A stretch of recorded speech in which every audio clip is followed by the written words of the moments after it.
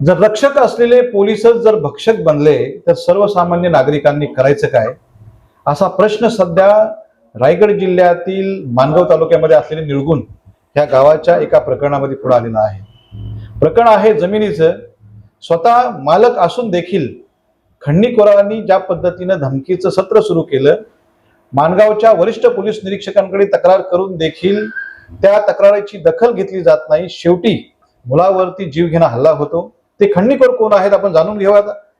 खारघरमध्ये राहणारे रहिवासी आणि ज्येष्ठ संपादक शरद सावंत यांचं मूळ गाव माणगाव तालुक्यातलं आहे.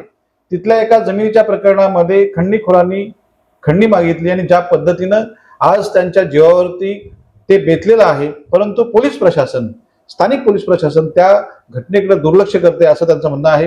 आणि या संदर्भात थेट तक्रार राज्याचे मुख्यमंत्री आणि गृहमंत्री देवेंद्र फडणवीस साहेब असतील किंवा पोलीस महासंचालक रायगड जिल्ह्याचे पोलीस अधीक्षक यांच्याकडे लेखी तक्रार केलेली आहे त्यांनी.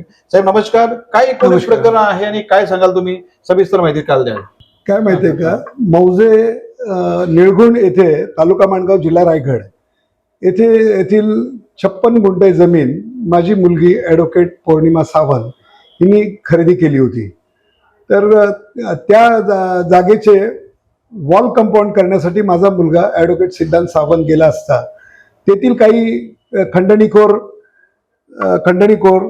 अजित गुगले, भारत पवार, सचिन चेतन शांताराम गुगले व त्यांचे इतर साथीदार या 10 लाखाच्या खंडणीसाठी आम्हाला जीवे मारण्याची धमकी दिली. आणि त्याबाबत आम्ही 20 दिवस पूर्वी रायगड जिल्ह्याचे पोलीस अधीक्षक यांच्याकडे तक्रार दिलेली होती. त्या तक्रारीच्या अनुषंगाने स्थानिक पोलीस स्टेशनला देखील त्याची माहिती होती आणि त्या माहितीची त्यांनी वरिष्ठांना योग्य ती माहिती न दिल्यामुळे हे बरेच प्रकार खंडणीचे चालू आहेत. आणि अशा प्रकारे अशा गुन्हेगारांवर कारवाई होणं गरजेचं आहे.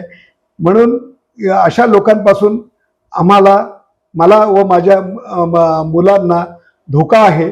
याबाबत मी महाराष्ट्राचे राज्याचे मुख्यमंत्री देवेंद्रजी फडणवीस साहेबांना याबाबत अर्ज दिलाय, तक्रार दिले. तसेच महाराष्ट्राचे पोलीस महासंचालक यांना देखील याबाबत तक्रार दिले की अशा प्रकारे जे माणगाव पोलीस स्टेशनचे वरिष्ठ पोलीस निरीक्षक निवृत्ती बोराडे अशा प्रकारे चुकीचं कामकाज करत आहेत, त्याबद्दल त्यांच्या मालमत्तेची चौकशी होऊन त्यांच्यावर कायदेशीर कारवाई करावी ही माझी त्यांना विनंती आहे.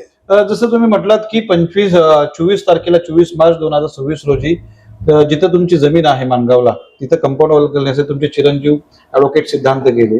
त्यानंतर जो प्रकार घडला त्याच्यावरती हल्ला झाला, तुम्ही पोलीस स्टेशनला गेलात आणि त्यानंतर पुन्हा एकदा रात्री तुम्हाला जो धमकीचा फोन आला त्यानंतर देखील पोलिसांनी दखल घेतली नाही का? नाही, पोलिसांनी काहीच हे केलेलं नाही. उलट पोलिसांचं दुर्लक्ष केलं. यावरून आम्हाला हे लक्षात आलं की पोलीस आणि गुंड हे मिळालेले आहेत. तिथले निवृत्ती बोराडे जे आहेत ते आणि तेथील गुंड हे संगनमताने हे त्यांचे खंडणीचे प्रकार चालू आहे. तुम्ही ह्या संदर्भात राज्याचे मुख्यमंत्री पोलीस महासंचालकांना पत्र दिलेलं आहे, काय मागणी कराल या निमित्ताने? अशा पोलीस अधिकारी जे लोकांना न्याय द्यायला पाहिजे ते जर अशा प्रकारे जर गैरवर्तन चुकीची कामं करत असेल तर त्यांच्यावर कारवाई करणं गरजेचं आहे.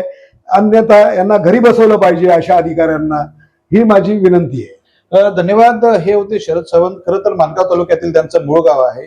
खारघरमधले रहिवासी आहेत, परंतु ज्या ठिकाणी त्यांच्या मुलगी ॲडव्होकेट पौर्णिमा सावंत हिच्या नावे जी जमीन आहे त्या जमिनी स्वतःच्या जमिनीला कंपाऊंड घालण्यासाठी येणारे गुंड असतील तर त्यांनी धमकावायचं आणि खंडणी मागायची, हा प्रकार अतिशय समाजाला भयावह आहे. आणि अशा वेळीच पोलीस प्रशासन देखील त्याकडे दुर्लक्ष करतंय, ही आणखी गंभीर बाब आहे. रक्षकांनी जर रक्षण केलं नाही तर आम्ही जायचं कुठं, असा सर्वसामान्य नागरिकांचा प्रश्न आहे. तर सर्वसामान्य नागरिक करतील काय, असा गंभीर प्रश्न इथे निर्माण झालेला आहे. राज्याचे मुख्यमंत्री आणि गृहमंत्री देवेंद्र फडणवीस असतील किंवा पोलीस महासंचालक या प्रकरणाकडे गांभीर्याने लक्ष देतील का?